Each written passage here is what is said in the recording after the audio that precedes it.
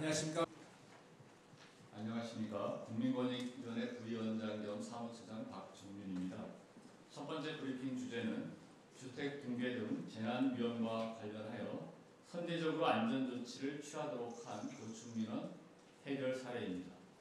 국민권익위원회는 석축과 주택 붕괴로 추가 사고 발생 우려가 있는 사안에 대하여 고충민원이 접수된 지 단 일주일 만인 지난 6월 30일 긴급 안건으로 안전조치를 시정 권고하였고, 용산구는 이를 즉시 수용하여 안전조치를 위한 행정대집행 절차에 착수하였습니다.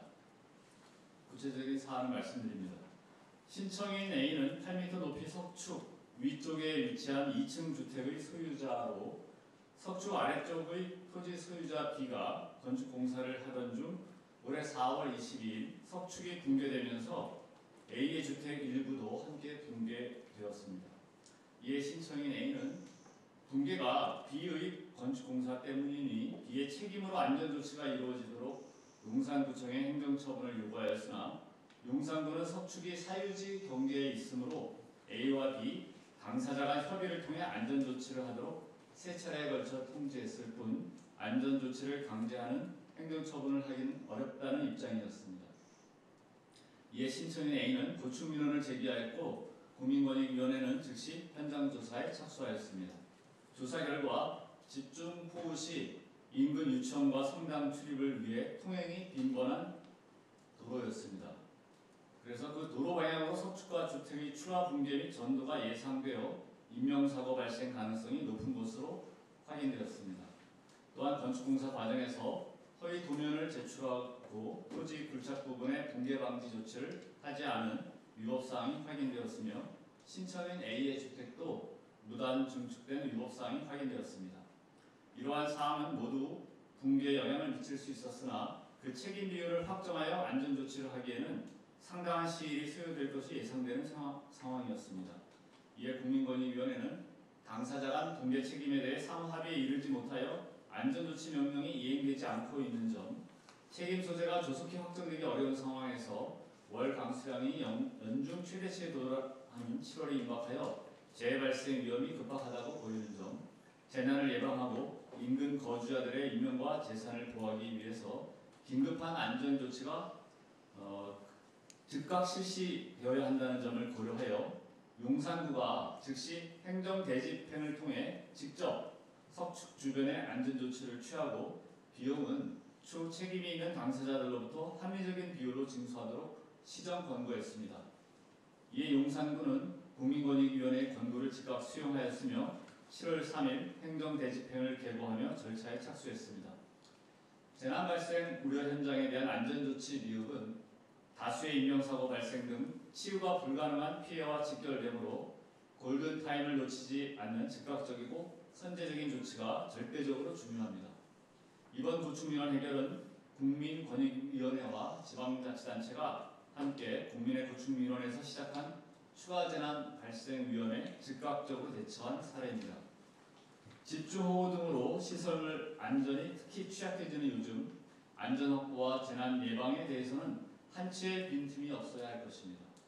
국민권익위원회는 앞으로도 관계기관과 적극적으로 협업하여 국민의 생명과 공공의 안전 확보를 위해 작은 소리도 크게 들어 발빠르게 대처하겠습니다. 잠시 자리를 정돈한. 네, 이어서 브리핑을 진행하겠습니다. 네, 다음으로 두 번째 브리핑 주제는 공공기관 및 다중이용시설 쓰레기 재활용 분리수거 용기 개선 방안 검토 계획입니다. 2025년 2월 국민권익위원회는 정부 세종청사에 근무하는 환경미화원들과 간담회를 개최하여 그들의 애로사항을 청취한 바 있습니다. 이 자리에서 환경미화원들은 매일 분리수거 현장에서 잘못 배출된 쓰레기를 재분류하느라 어려움을 겪고 있다고 밝혔습니다. 국민권익위원회는 이와 같은 현장의 목소리를 계기로 하여 이번 제도 개선을 착수하게 되었습니다. 환경부 자료에 따르면 2022년 182곳의 공공재활용 선별업체에 반입된 쓰레기 약 106만 톤 가운데 65.7%인 70만 147만 톤만 재활용되고 나머지 34.3%인 36만여 톤은 다시 일반 쓰레기로 버려진다고 합니다. 잘못된 쓰레기 분리 배출은 재활용 선별 과정에서의 효율을 낮추어 결국 재활용률을 떨어뜨리는 원인이 되고 있습니다.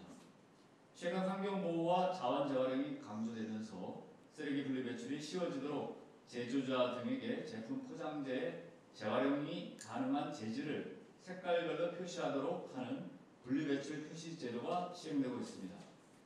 그러나 시민들이 분리배출 표시가 되어 있는 음료수병 등 쓰레기를 막상 분리수거 용기에 제대로 버리려고 해도 어떤 용기에 버려야 하는지 헷갈린다는 지적이 많았습니다.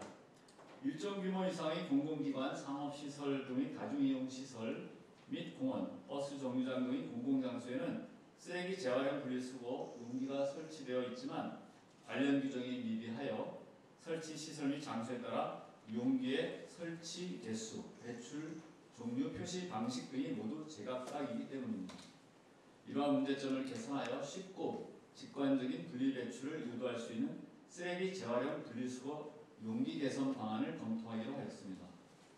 우선 각 기관별, 지역별로 설치된 쓰레기 재활용 분리수거 용기 설치 현황에 대한 실태를 조사하고 관련 규정들을 확인할 것입니다. 그리고 환경부 등 관련 부처 및 단체를 비롯한 시민들의 의견도 적극적으로 수렴할 예정입니다.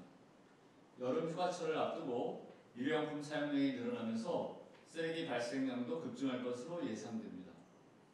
깨끗하고 지속 가능한 환경 조성을 위해 시민들의 올바른 분리배출 유도를 위한 기반 조성이 필요한 때입니다.